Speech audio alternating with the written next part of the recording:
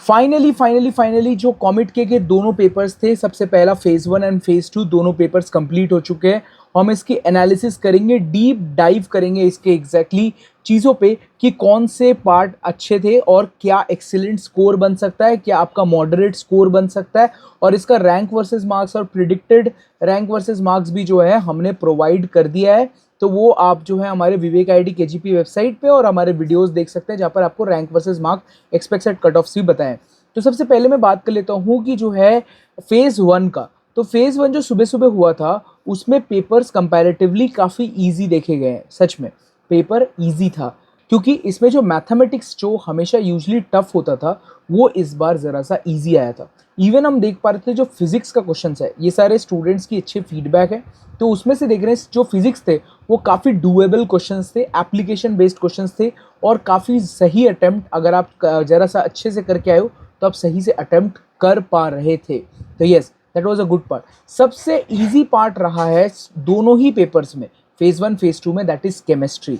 Chemistry काफ़ी अच्छे थे, अराउंड 35 क्वेश्चन ऑर्गेनिक केमिस्ट्री से आ रहे, ऐसा लोग कहने पे थे, मतलब अराउंड 30 क्वेश्चन ऑर्गेनिक केमिस्ट्री के थे। अब एग्जैक्टली क्या है मुझे नहीं पता, कुछ स्टूडेंट्स के फीडबैक ये कह रहे हैं, बट इतना तो क्वेश्चन होना मुश्किल है। बट मेरे हिसाब से जो 180 क्वेश्चन में से अगर आप 130 के ऊपर अटेम्प्ट करो, मतलब डूएबल क्वेश्चन थे, 130 के ऊपर अटेम्प्ट हो सकता था और अच्छा अटेम्प्ट हो सकता था, तो उतना अगर आप स्कोर कर रहे हो तो आप अप्रॉक्सीमेटली आपको पता है कि आप 1000 रैंक पे आ रहे हो।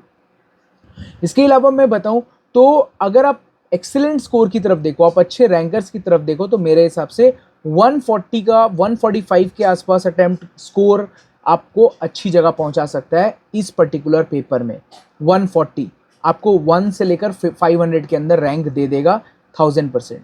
इसके अलावा जब हम बात करते हैं मतलब विदाउट नॉर्मलाइजेशन, और यहाँ पर जब हम घुसते हैं, मतलब ये पेपर में आते हैं फेज़ 2 में, तो यार ये कंपैरेटिवली काफ़ी डिफिकल्ट पेपर था। मैथ्स के क्वेश्चन काफ़ी ज़्यादा लेंदी थे, और अगर आप इस पेपर की बात करो तो इसमें सिर्फ केमिस्ट्री छोड़कर फिजिक्स भी टफ था, फिजिक्स भी लिटिल टफ ही था। तो इस पेपर में 115 क्वेश्चंस के आसपास डूएबल अच्छे क्वेश्चंस थे, और अगर 115 अगर आप स्कोर कर रहे हो तो आप अच्छी जगह ऑलरेडी पहुंच चुके हो। और 115 और उसका 130 दोनों इक्विवेलेंट हो जाएगा, मतलब इसके नंबर ज़रा बढ़ेंगे, उनके नंबर ज़रा घटेंगे, और इक्विवेलेंट के आसपास रैंक आ सकते हैं। इसके अलावा इसमें अगर आप एक्सीलेंट स्कोर की बात करो तो 125 से लेकर 130 ये एक्सीलेंट स्कोर है, आप 1000 रैंक के अंदर आ सकते हो। तो ये मेरी खुद की प्रेडिक्शन है, एनालिसिस है, आपका क्या कहना है, let me know in the comment section.